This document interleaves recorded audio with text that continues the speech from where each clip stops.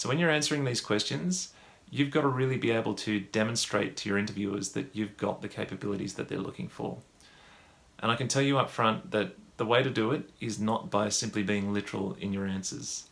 And what I mean by that is, let's say for example, they asked you a question about your attention to detail. You can't simply say, oh, I've got great attention to detail because I do this and I do this and I do this in my current role, and that all requires a great amount of attention to detail. That type of answer is just not going to get the cut through that you need. To really get the attention of your interviewers and leave them in no doubt about your capabilities, you need to be able to storify your answers.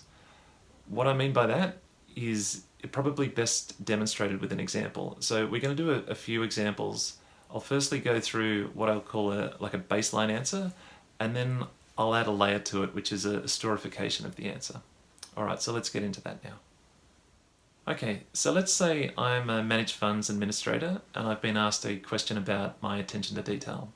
So I'm going to give a basic answer, what I'd call a literal answer in response to that question. So in my role as a managed funds administrator, I'm responsible for processing the application and investing the funds, and this requires a lot of attention to detail. Firstly, in the application processing aspect of it, applications can be received from individuals, but also from companies, which require a check of the guarantor's signature and various other company checks. And we can also get applications from trust funds, which require even more details that need to be checked. And each of these details need to be entered into our systems correctly to ensure that the trade can be placed. And then on the investing side, that also requires a lot of attention to detail, because there are some investments that are simple that go into one fund, but there are other investments that are quite complicated and are spread across multiple funds. Some of which are unitized funds, some of which are stock market listed funds, some are unlisted. And it's really important that we get each of the details regarding these investments right. Okay, so that's a fairly literal answer. It's trying to demonstrate that the role is reasonably complex and varied, and it does require attention to detail. And on one sense that's believable, but let me give you an example of how to storify it now. In my current role as Managed Funds Administrator, I'm responsible for processing applications as well as investing into the funds themselves. It's a fairly complex role as we get investments from individuals, from companies and from trust funds. And each of those different entities require different nuanced details to be entered into our systems to ensure that the investments can be placed correctly. When I first started doing this role, me and my colleagues were getting our work checked by our supervisors who acted as data checkers. But after 2 months in the role, I was moved on to that data check role, and I was checking the work of some of my colleagues who were hired at the same time as I was. Once I did that role for another 2 or 3 months, I was then moved on to the investment side of things, and this was a whole new level of complexity. There was various details around things like the nature of the managed funds, whether or not it was a unitized fund or not, whether or not it was a stock market listed fund or whether it was an unlisted fund. All of these details had to be entered correctly into our systems in order for the trade to be placed.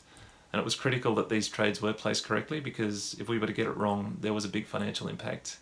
If there was a trade that had to be unwound because of an error on our part, then we'd obviously be subject to adverse market movements, potentially adverse market movements, which could have a really big financial impact on the company. So needless to say, it's a pretty high stress kind of position, but it's one that I enjoy. Okay, so that answer is pretty different to the first example, and the reason it's different is because we've been able to storify the answer. In this answer, we're telling a story, and it's a story of progress. It's a story about someone who's come in at a data entry level, has progressed to a data checking role, and then moved on to an investment role in which they really understand the consequences and the importance of what they're doing.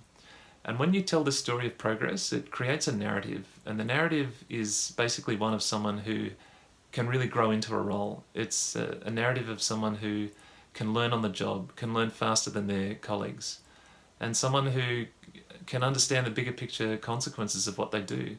And when you're starting to present this kind of answer to your interviewers, it's really going to cut through, because someone who understands the importance of attention to detail it's going to resonate with your interviewers much, much more than simply someone who has got good attention to detail.